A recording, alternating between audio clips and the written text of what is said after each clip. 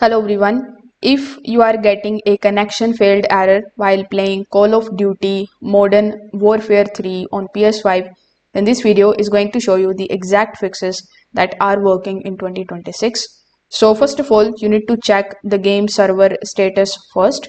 You need to go to PS5. Over here, simply go to the settings, then look for the option of network. After that, you just have to basically look for the option of connection status. Over here, you need to select the option of view PlayStation network status. Also check if the Modern Warfare 3 servers are facing any downtime. If the servers are down, you will need to wait until they are back online. Now, temporary connection issues can also cause this particular error. So in order to fix it, you need to simply turn off your PS5 using the PS button.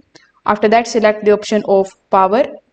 After selecting the option of power, you just have to select the option of turn off PS5.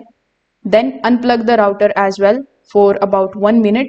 Then turn the router back on first and then start your PS5 and launch the game again. Now, unstable internet connection is the major cause of the connection failures.